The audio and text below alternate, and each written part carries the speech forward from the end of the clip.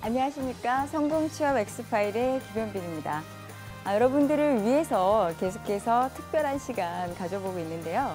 2018년도 채용에 대한 전체적인 요약과 분석, 그다음에 2019년 채용 전망에 대해서 알아보고 있습니다.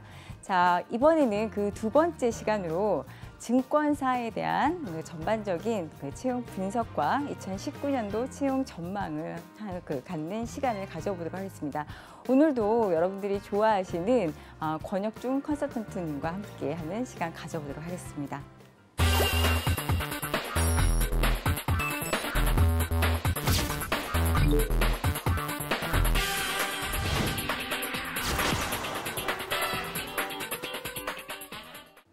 안녕하세요, 권혁중 대표님. 네, 안녕하세요. 네, 저희 이제 두 번째 시간을 가져보는데 이번엔 또 증권사에 대해서 철저하게 한번 분석을 한번 해보도록 하고 내년 한번 시장 조망을 해보도록 하겠습니다. 제가 그 취업 지원자들한테 한번 인사 부탁드리겠습니다. 네, 안녕하세요, 컨설턴트 권혁주입니다. 오늘은 그 18년도 증권업에 대해서 우리가 좀 살펴보고요.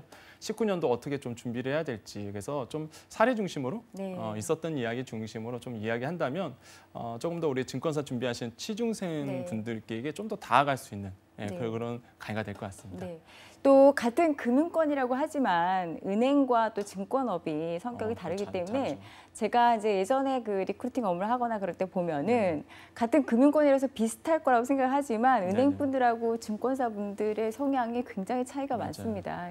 제가 알고 있는 그다음에 저희 뭐 선배님들 보면은요, 사실 증권업이 좋다, 증권사가 좋다라는 거는 역시 뭐 퇴근을 하니까 하는데 역시나 근데 퇴근이 아니라 사실 클라이언트 찾아다니라고 너무 바쁘시고요. 그다음에 말 그대로 그 회사 가서 회사 분석하고 뭐 이러느라고 뭐 정신 없으시더라고요. 굉장히 바쁜 그런 업무들이 많고요. 그다음에 이제 시작을 보통 은행은 이제 9시부터 시작하는데 반해서 증권사들은 상대적으로 출근 시간도 빠르고 그다음에 그 전날 이제 미국이라든가 그런데 그 증권 시장에 대한 분석을 하느라고 굉장히 여러 가지 정보에 항상 귀를 기울이고 계십니다. 그래서 요즘에 이제 금융업종 자체가 영업이 굉장히 중요해지고 있고 또 영업 직무에 대한 많은 대우를 해주고 있는데 또 은행과 또 증권의 다른 차이는 증권사나 이런 투자 중개 쪽은 좀 더 실적이라든가 이런 것들에 이제 초점을 두어서 보상 체계 같은 게 급여가 굉장히 많이 차이가 나거든요.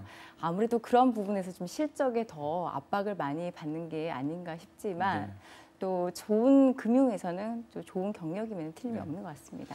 저희가 우리 취중생분들께 이렇게 대화하는 이유는요, 단 한 가지입니다. 대부분 그 금융권을 준비하시다가 증권사 오시다가 퇴사하신 분이 꽤 있으세요. 왜냐하면 자기 적성이랑 맞지 않는 부분을 그때 가서 발견하시거든요. 우리 대표님과 이렇게 얘기했던 이유는요, 바로 하나입니다. 증권사에 대해서 왜 왔는지를 항상 단골질문이잖아요. 사실. 그러니까 이거에 대해서 왜 왔는지를 왜 물어보느냐. 사실 증권업에 대한 분석이 안 되면, 직무에 대한 분석이 안 되면 와서 후회하시고요. 그다음에 적응 못해서 나가시기 때문에 사실 단골질문이 나온 이유는 다 이유가 있기 때문에 다 나오는 거잖아요. 그래서 이런 특성, 증권사의 특성을 이렇게 잘 알아둘 수 있는 것 같아요. 대부분 보면은 이제 학생들이 재밌는 게 이제 취준생들이 놀랍게도 드라마라든가 그때 상황이 뭐 영화라든가 그런데 영향을 많이 받으시는 것 같아요. 진짜 우스갯소리로 뭐 호텔에 관련된 하면 드라마가 나왔다 그러면 그 해에 호텔리어가 대거 지원한다는데 이제 그 직업이라든가 직무에 대해서 접해보는 것 자체가 기회가 거의 적다 보니까 이제 TV에 나오는 일부 것을 굉장히 아름답게 보거나 멋지게 보거나 그 전에 누가 그러더라고요. 외환 딜러라는 직종을 굉장히 멋있게 봤다라고 얘기를 하시더라고요. 그래서 이런 이제 뭐 TV 나오면 특히나 이제 그 나스닥이라든가 미국의 이제 그런 이제 주식시장 같은 거 나오면은 굉장히 넥타이부터 이렇게 멋있게 나오잖아요. 그런 것이 마치 거기에 전부인 것 마냥 생각하시는 게 있어서 좀 더 직무를 철저히 알고 거기서 무슨 일을 하는지를 좀 알아봐야지 본인이 나중에 가서 또 경력 또 이직하고 그러시면은 애매해지잖아요. 그래서 좀 더 제대로 분석해보고 아마 채용 트렌드라든가 금융권의 채용 전반은 어떻게 보면 은행권하고 이렇게 크게 다르지는 않을 텐데요. 다르기도 하지만 또 같기도 한 게 또 이번 채용의 그런 전반적인 그런 양상이 아닌가 싶습니다. 그래서 보면은요, 역시 증권사 18년도 이제는 좀 취업 정리를 해보고 그다음에 19년도 이제 전망을 좀 알아볼 텐데요. 네. 자, 제가 우리 취준생분들께 좀 질문 드리겠습니다. 우리나라 증권사가 몇 개일까요, 도대체? 그러게요. 몇 개일까요? 국내는 이제 44개, 이제 17년도, 이제 18년도죠. 네. 금융통계정보 시스템 18년도 자는데 국내는 네. 한 44개 정도 네. 되고요. 외국계가 한 10개 정도가 돼 있습니다. 한번 네. 보면은 이렇게 돼 있죠. 네. 근데 보시면은 그 주식회사 이렇게 있고요. 네. 지점 이렇게 있는데 차이가 좀 있을까요? 네, 그러니까 이거에 대한 좀 차이를 학생들이 잘 모르는 경우가 많아서 좀 오늘 한번 반드시 되짚고 넘어가야 할 것 같은데요. 여기 이제 보시면 회사명에 뭐 BNK 투자증권, DB 금융투자주식회사, IBK 투자증권, KB증권 같은데 뭐 이제 우리나라 증권사라고 이해를 하시지만 여기서 보면은 뭐 시티그룹 글로벌 마켓 증권 주식회사라든가 유안타 증권 주식회사라든가 뭐 노무라라든가 그런 건 당연히 외국 자본일 것 같은데 왜 이렇게 주식회사로 돼 있고 국내 증권사로 간주를 하느냐에 대해서 궁금증을 분명히 갖고 계실 것 같아요. 사실 들어가 보면은 문화 자체는 외국계 기업의 그 문화를 갖고 있는 게 맞습니다. 근데 여러분들 여기서 이제 반드시 특히나 금융 쪽으로 진입을 하시려는 분들이면은 기업에 대한 이해가 필수거든요. 그러니까 외국계 회사가 또는 이제 외국계 투자 자본들이 우리나라에 이제 진출을 하기 위해서는 사무소 형태로 들어오는 경우가 있고 이제 영어로 이제 오피스라고 하는데 그다음에 지점 형식으로 들어오는 경우가 있고 브랜치라고 하죠. 그다음에 이제 회사, 법인체로 들어오는 컴퍼니로 들어오는 경우가 있습니다. 여기에 들어와 있는 지금 현재 뭐 초상증권이라든가 아니면 유안타 증권이라든가 다 외국 자본인 것은 틀림없지만요. 우리나라에 이제 법인으로 설립이 된 거거든요. 법인으로 설립되면은 이제 여러분들 뭐 요즘에 창업들 많이 하시잖아요. 잘 아실 텐데 법인세를 내게 돼 있죠. 예, 한국에서 법인세를 내고 있는 만큼 예, 한국 기업으로 간주합니다. 그래서 어떻게 보면 철수하는 것도 사실은 굉장히 쉽지가 않은 일이고 고용 창출의 효과도 가장 크다고 볼 수 있는데 반해서 이제 여기 이제 보시면은 골드만삭스 증권회사 서울 지점이라고 되어 있고 메른치 인터내셔널 이제 증권 서울 지점으로 되어 있습니다. 대부분 이제 은행도 같이 갖고 있기는 한데요. 여기는 그야말로 브랜치 지점이거든요. 그래서 기능 면에서도 차이가 있고 할 수 있는 그 영역도 업무적으로 할 수 있는 영역도 다르고 그다음에 이제 필수적으로 두어야 하는 직무들에도 약간 차이가 있습니다. 그래서 오피스 같은 경우는 뭐 이제 회계 담당자라든가 무슨 이제 관례서 이제 필수다 하면은 지점에는 뭐 반드시 뭐 컴플라이언스 그러니까 준법 감신이 반드시 있어야 되고 그다음에 회계 담당자가 있어야 되고 또 이제 뭐 세일즈 뭐 관련된 사람이 있어야 되고 리스크 관리 인력이 있어야 된다고 하면은 법인은 사실 더 복잡하게 필수적으로 있어야 되는 직무들이 있거든요. 그래서 좀 더 업무에 있어서 좀 다양하게 할 수 있고 많은 직무를 배울 수 있는데 반해서 여기는 그야말로 은행에서 하나의 지점이 있는 것처럼 한국 지점으로 운영을 한다고 보시면 될 것 같은데 실제 저런 법인의 경우에도 좀 더 한국 기업의 그런 냄새가 많이 나는 경우도 있고요. 어떤 곳에 가면 그야말로 그냥 외국 회사 분위기여서 뭐 현지에 있는 이제 외국인 그 임원들이 와 있는 경우도 있고 그렇습니다. 그래서 우리가 증권사 같은 경우는 은행은 이제 단 시중은행이 이제 6개 정도가 있잖아요. 거의 이제 분위기라든가 이런 것들이 약간의 차이는 있지만 분석하기 쉽지만 맞아요. 증권사들은 분석하는 데 있어서의 기업마다 특징들이 굉장히 다르기 때문에 여러분들 입장에서는 취준생들 입장에서는 복잡하기도 하지만 좀 더 많이 공부해 보시면 이제 거기서 이제 공통점도 찾아낼 수 있고 그런 면에서 또 흥미도 나름대로 있을 거라고 생각합니다. 그러니까 뭐 정리해 보면 그렇겠네요. 이게 보면은 외국계 10개, 뭐 네, 그렇죠. 국내 44개 보면은 주식회사 이렇게 네. 돼 있으면 당연히 이제 국내 증권에서는 보는 그렇죠. 거고, 법인으로 봐야 그렇죠. 되는 거죠. 법인을 보고 네. 아무래도 이제는 외국계 같은 경우는 지점을 있다 보니까 네. 이런 형태로 우리가 좀 구분할 수도 있겠다라는 네, 생각을 그렇죠. 해볼 수가 있겠습니다. 네. 자, 그래서 보통 이 자료는요, 우리가 왜 그러냐면. 이렇게 많습니다, 사실. 이렇게 많아요. 근데 많은 취준생분들께서 너무 메이저의 어떤 증권회사만 네, 알고 맞습니다. 계셔서 네. 알고 계셔서 이게 말 그대로 저희가 봤을 때는 이거 아닌데라고 보는데 사실 취준생분들께서는 우물 안의 개구리거든요. 사실 네. 저희가 봤을 때. 그러니까 이렇게 많음에도 불구하고 너무 메이저만 바라보고 계셔서 여러분이 들어갈 회사들은요 이미 뭐 많습니다. 그러니까 네. 너무 이렇게 조급해하지 마시고요. 19년도에는 내가 뭐 한 군데 떨어진다고 해서 그렇잖아요. 이게 멘탈적으로 많이 힘들어하시더라고요. 네. 사실 취준생분들께서 한번 몇 번 떨어지고 나면 네, 그러니까 그렇죠. 그렇지 않았으면 좋겠다라는 어떤 기회 측면에서 우리가 좀 볼 필요가 있는 자료인 것 같습니다. 실패를 통해서 성공보다 더 많이 배우고요. 맞습니다. 제가 이제 안타까운 건 뭐 금융권 취업을 하고 싶다, 은행에 취업을 하고 싶다, 증권사 취업을 하고 싶다. 그러면은 그 업계의 전반적인 특성도 중요하지만 이제 질문을 받을 때 답답한 거는 기업 조사를 해보는 친구들이 별로 없어요. 맞아요. 그래서 제가 예전에 이제 그 여학교에서 외국계 금융기관에 대한 관심 많은 여학생들을 대상으로 강의한 적이 있었거든요. 네네. 근데 학생들한테 제가 질문했어요. 네. 외국계 금융기관 아는 데를 한번 얘기해봐라. 네네. 특히 이제 은행과 증권사. 그랬더니 이제 말하는 게 시티은행 얘기하고요, SC 이제 은행 네네네. 얘기하고 한 친구가 스위스 저축은행을 얘기하더라고요. 그래서 그러니까 저축은행은 사실 네네. 일반적인 이제 그쵸. 우리가 네, 상호신용금고 이제 다른 어떻게 보면 다른 이름인데 그런 거에 대해서 너무 전무해서 네네. 제가 학생들한테 이제 강조했던 게 너희들이 가고자 하는 곳이 있으면 가고자 하는 곳이 어디인지부터 먼저 알아야 된다 했는데 증권사들 사실 이렇게 많고 또 외국계 지점 또 법인들의 특징이 있으니까 그런 것들을 좀 보면은 의외로 계속해서 외국계 지점들은요 수시 채용들이 계속 맞습니다. 있습니다. 그래서 오히려 이제 공채 은행처럼 대대적으로 하지는 않지만 수시 채용을 하고 오히려 인력을 못 찾아서 힘들어하는 경우가 굉장히 많거든요. 그래서 이러한 이제 외국계 증권사 같은 경우에는 오히려 외국처럼 이력서를 보내놓으면은 이제 커버레터 쓰고 그렇죠. 영문 이력서 써가지고 오히려 이제 발탁되는 경우도 많고 그래서 한번 기회를 좀 가져보셨으면 좋겠고요. 네네. 제가 여기서 한 가지 꼭 필수로 얘기하고 싶은 게 외국계 금융기관에 서류를 보내실 때는 절대 아래 한글로 보내시면 안 되거든요. 아니 이제 그러니까 너무 맞아요. 가장 기본인데 대학생들이 아시다시피 그렇죠. 학교에서 아래 한글을 아래 많이 한글 작성하다 네. 보니까 그 외국계 그 인사 담당자분들이 전에 막 말씀하신 걸 들었어요. 어떻게 외국계 금융기관에 보내면서 아래 한글로 보낼 수 있느냐.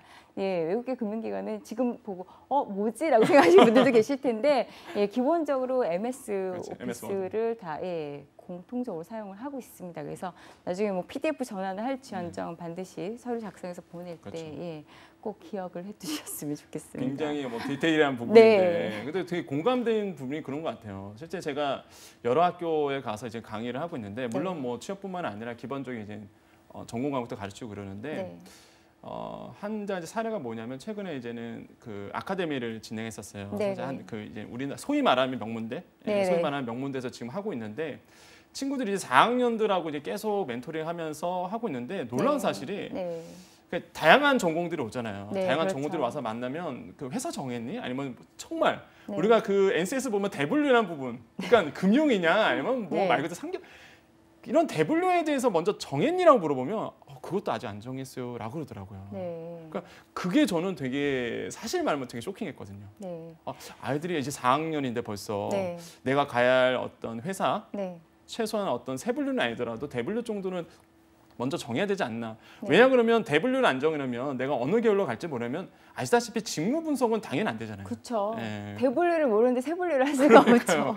그러니까 먼저 19년도에 이제 취업을 준비하시거나 아니면 지금이야 뭐 2, 3학년도 빠르게 하면 할 수 있는데 먼저 내가 가야 할 회사 아니면 또 학교에서 많이 적성검사 많이 하잖아요. 그렇죠. 이런 것을 통해서 내가 어느 회사에 맞는지 어느 직종에 맞는지를 빨리 분석하는 게 좋지 않을까. 특히 제가 보기에는 증권사는 더더욱 그런 것 같습니다. 만약에 내가 증권사로 간다 그러면 더더욱 자기의 어떤 정성 검사라든지 기본적인 어떤 내가 맞는지에 대해서는 어떤 분석이 돼야 되지 않을까 생각을 해봐요. 굉장히 중요한 말씀을 해주셨고요. 그 다음에 이제 증권사 같은 경우에는 이제 직접 금융이잖아요. 그래서 자본 조달에 있어서 우리가 간접 금융과 직접 금융의 차이점이 뭔지에 대해서 정확히 알아야 되고 이 간접 금융과 직접 금융에 관련된 거는 사실 논술 문제에도 가끔 언급이 됩니다. 그래서 기업의 입장에서 어떤 방식으로 자본 조달을 하며 그리고 그 선진국으로 갈수록 금융 선진국으로 갈수록 이런 직접 금융이 발달하는 양상을 보이고 있고 그러려면 이제 직접 금융이 발달을 하려면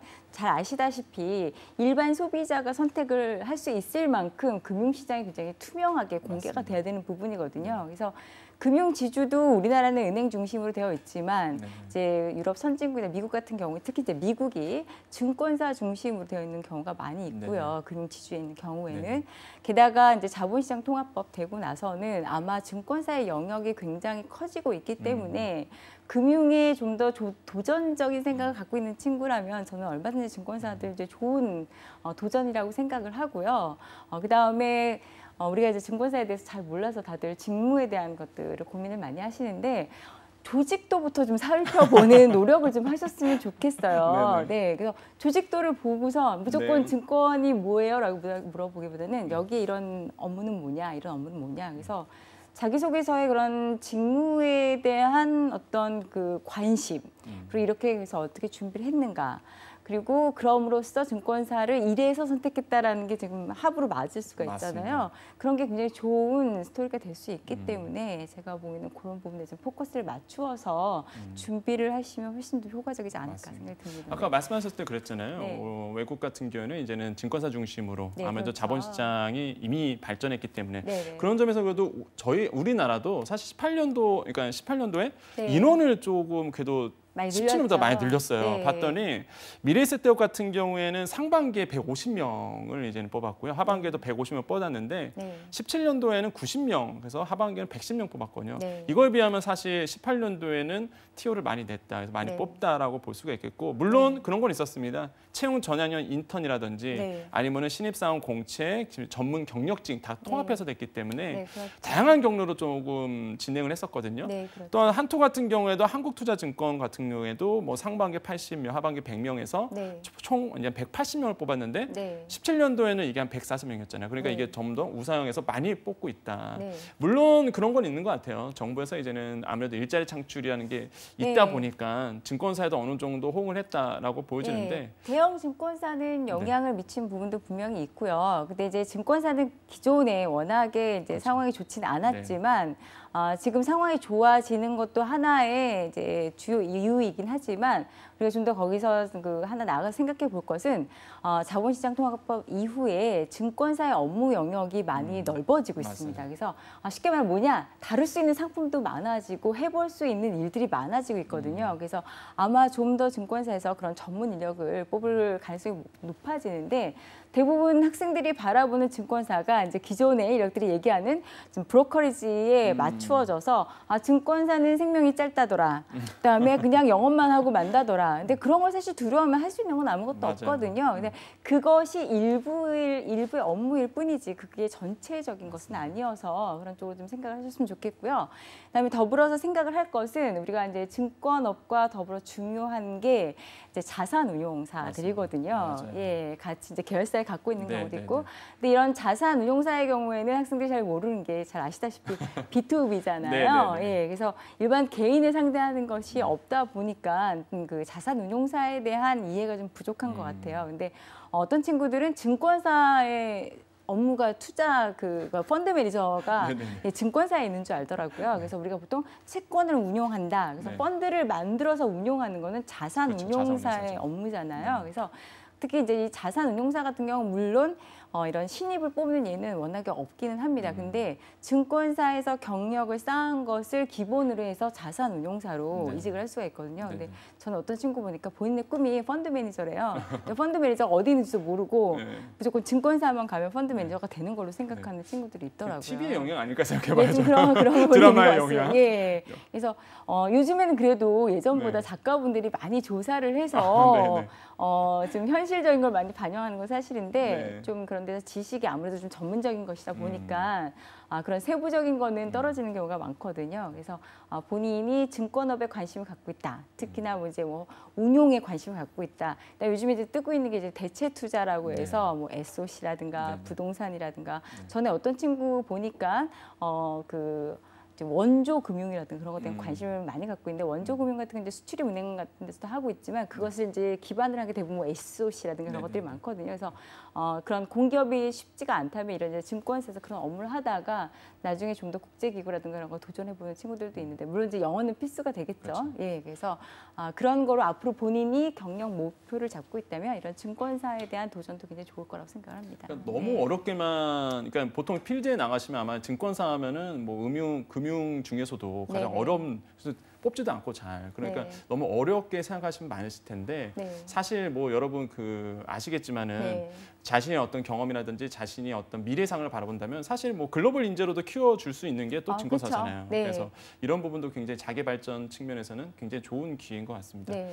자, 그래서 쭉 보면요, 삼성증권도 하반기에만 60명을 뽑았어요. 네. 그래서 이런 것도 굉장히 좀 줄인 부분도 있고요. 네. 사실 뭐 신한금융투자, 메리트종금증권도 사실 작년에 비해서는, 그러니까 17년도에 비해서는 18년도가 가장 많이 뽑았습니다. 그래서 네. 이런 부분도 보면 하반기 한 700여 명 정도가 채용을 한 것 네. 같아요. 사실 계속해서. 네. 전체 다른 금융권보다는 좀 적죠. 아, 그렇죠. 네. 물론 이제 그 은행이라든가 지금까지 우리나라의 모든 금융기관 자체가 은행 맞습니다. 중심으로 되어 있던 맞습니다. 것이 사실이고요. 워낙에 이제 많은 인력들이 근무를 하고 지점들이 워낙에 많잖아요. 맞습니다. 예, 그런 부분에 있어서 대표성을 은행이 갖고 있다 보니까 좀 가려진 부분도 있는데 제가 보기에는 전체적인 금융시장이 밝건 어둡건 간에 증권업이 앞으로는 많은 부분에 있어서 발전할 것은 네, 제가 네. 보기에는 하나의 트렌드라고 봅니다. 네, 네. 중요한. 그래서 채용현황은 네. 우리가 좀 볼 필요가 있겠는데 뭐 전형을 정리하면 미래에셋대우, 한국투자증권 네. 기본적으로 이제 이렇게 전형을 했었어요. 근데 네. 재밌는 게 KB증권에서 온라인 면접이 있었다는 게 네. 아마 그 취준생분들에게는 굉장히 좀 화제였던 것 같습니다. 네, 그렇죠. 그러니까 온라인 면접 사실은 어떻게 보면은요. 그런 기업들이라든가 이런 증권사, 은행들이 AI 면접을 도입하는 거는 하나의 좀 홍보 효과도 굉장히 많이 주지 않나 싶습니다. 근데 제가 지난 시간에도 한번 말씀을 드렸듯이 AI 면접하면은 마치 무슨 영화에서 나오는 거짓말 탐지기처럼 모든 것을 다 인식할 수 있다라는 생각을 갖고 계시는 것 같은데요. 그것보다는 채용의 공정성을 위해서 한번 좀 걸러주는 그러한 단계에 아직까지는 지나지 않습니다. 그리고 여러분들 뭐 면접은 AI가 하든 안 하든 솔직하게 하시는 것이 그럼요. 구조화 면접에서도 필요하고 그다음에 요즘 모든 면접이 자소서 기반이라고 그렇죠. 하거든요. 처음에 이제 밝히고 이제 맞습니다. 시작을 해서 본인이 쓴 자기소개서의 어떤 것들을 좀 자세하게 물어보는데 본인이 쓴 거조차 제대로 답변을 못 한다는 거는 누군가가 대신 써주었거나 네.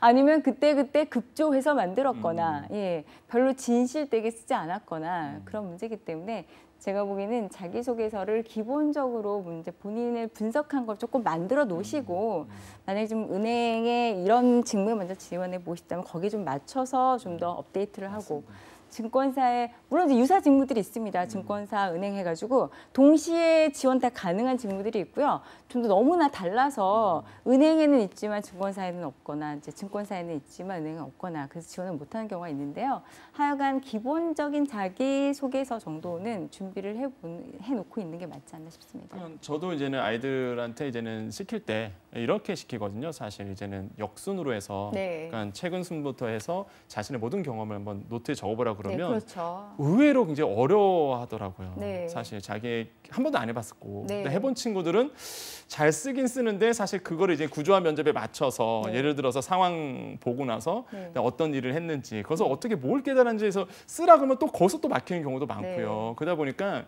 자소서 쓸 때는 확실히 우리 대표님께 말씀한 것처럼 좀 준비가 잘 되지 않나 이런 네. 생각을 많이 해보고 역시 중요한 거는 네. 구조화 면접이기 때문에 구조화 면접을 상황을 보고 기본적으로 구조화 면접에 맞게끔 좀 자소서를 구축하는 게 좀 좋은 것 같아요. 네. 그리고 증권사를 할 때는 증권사와 자산운용사에 이제 구분하는 거, 부분. 그다음에 기업금융과 개인금융의 개인금융, 차이점. 보통 우리나라가 주식을 산다든가 네, 주식 투자를 한다는 거를 대학생들이 어떤 기업을 보고 기업을 분석해서 그 잠재적인 가치를 인정해서 내가 투자한다는 개념이 아니라 그때그때의 시황에 따라서 약간 투기 성향을 갖고 있는 친구들이 많아요. 그래서 뭐 은행이라든가 증권사라든가 이게 인터뷰 볼 때 뭐 대학 때 모의 투자 해봤다. 그래서 그걸 왜 해봤느냐? 그럼 뭐 주식을 알아야지. 이거를 뭐 금융권에 대한 관심을 갖기 위해서 했다. 네. 근데 주식 투자에 대한 이해를 약간 투기로 그러니까 잘못 오해하고 네, 있는 그렇죠. 친구들이 있는 것 같아서 진짜 우리가 주식을 구입을 한다는 거, 그러니까 산다는 거는 기업에 대한 분석, 그런 것들 가장 맞습니다. 기본으로 해야 한다는 게 중요한 부분이 아닌가 싶습니다. 네. 네. 그 19년도를 좀 보자면 기본적으로는 우리가 얘기했던 금방 우리 네. 대표님과 얘기했던 게 다 여기 있는 것 같아요. 이제 네. 스펙보다는 이제 스토리가 네, 자기만의 스토리가 있어야 되는 것과 네. 그다음에 여기 나오죠. 왜 왜 증권사에서 일하고 싶은지에 대한 부분 네, 이건 그렇죠. 너무 중요한 것 같습니다. 네. 뭐 또 정리해 본다면 진실성, 우리 대표님께 말씀하셨듯이 진실성이 있어야 되는 부분, 그 다음에 창의성과 새로운 트렌드를 읽어야 될 네. 거시적인 어떤 눈이 있으면 충분히 이겨낼 수 있거든요. 그럼요. 이런 부분도 있고 성실성 네. 이런 부분이 좀 중요한 것 같고요. 네. 사실 뭐 가장 제가 질문을 많이 받는 게 뭐 자격증 준비를 네, 그렇죠. 어떻게 되냐, 네. 자격증 꼭 필요하냐 그러는데 네. 사실 그런 것 같습니다. 지금까지 면접이라든지 기본적인 채용을 봤을 때 나를 차별화시킬 수 있는, 그러니까 차별화된 자격증이 맞는 것 같아요. 그러니까 네. 많은 분들이 모든 걸 다 따려 하시거든요. 그게 아니라 은행권에서 필요한 자격증, 그다음에 증권사에서 필요한 네, 자격증이 그렇죠. 따로 있는데 네. 이걸 너무 자격증 하다 보니까 근데 또 한 가지 함정이 그런 것 같아요. 자격증 안 따도 돼야 된다는데요. 그럼 제가 물어보죠. 너 어디서 그런 이야기를 들었니? 그러면 네. 이게 상황이 그렇게 그렇지는 않습니다, 여러분. 모두 다 있기 때문에 사실 기업에서는 당연하다고 어떻게 보면 생각하는 부분이 네, 있긴 생각하는 하죠. 부분이 있어요. 네. 그러다 보니까 너무 자격증 따려고 노력할 필요는 없지만 차별화된 자격증, 거기에 맞는 업종에 맞는 네. 자격증이 좀 필요해 보인다고 봅니다. 네, 한 가지 덧붙이자면 우리가 이런 자격증을 딸 때 따는 것만이 아니라 이것을 왜 준비했는가에 대한 이유를 정확히 설명을 할 수 있어야 되고요. 그다음에 개인 금융을 준비하는 친구는 개인을 상대하게 자산 관리 해주기 위한 관련 자격증을 따야 되고요. 기업을 보고 기업에 대한 주식 가치라든가 그런 것들을 분석하는 친구들은 기업을 분석하는 쪽에 초점을 맞추어서 자격증을 준비해야 되는데 네. 그거조차 혼동해가지고 무조건 따놓으면 좋지 않을까라는 기대는 좀 빨리 접어두셨으면 좋겠습니다. 네, 그래서 네. 금융과 관련된 자격증을 좀 정리해봤는데 국가 네. 자격증, 법정 자격증, 민간 자격증, 국제 통용 자격 이렇게 있고요. 네. 뭐 국가 자격은 다 아시잖아요. 우리 뭐 변호사, 세무사, 그죠, 회계사, 그런 거는 사실 뭐 보험계리사. 예, 예, 그쵸. 근데 이제는 어려운 거니까. 법정 자격 같은 경우에는 여러 가지 이렇게 자격증이 있습니다. 그래서 우리가 이 표를 보시고 나서 기본적으로 좀 알아야 되겠고요. 네. 뭐 자격증이 하도 질문이 많이 와서 네. 증권 선물 쪽에서 우리가 보통 필요하는 자격증 아니면 네. 보면은 뭐 AFK라든지 CFP, 투자자산운용사 증증이 있고요. 보험은 역시 계리사. 그죠? 사정사들. 네, 사정사 예. 이렇게 볼 수 있겠고 은행권에서는 신용분석사라든지 여신심사역 이런 네. 부분이 자격증이 있어요, 사실. 네. 그래서 다 사실 만만치는 않아요. 맞아요. 그렇기 때문에 본인이 좀 목적을 갖는 거에 정확히 한 다음에 네. 자격증을 따시고 만약에 따지 못했다고 하더라도 그렇죠. 여태까지 공부하신 거에 대해서 자격증이 맞습니다. 있다고 또 일을 잘하는 것만 아니거든요. 맞습니다. 그래서 그런 것들을 준비하셨음을 잘 이야기하시면 될 것 같습니다.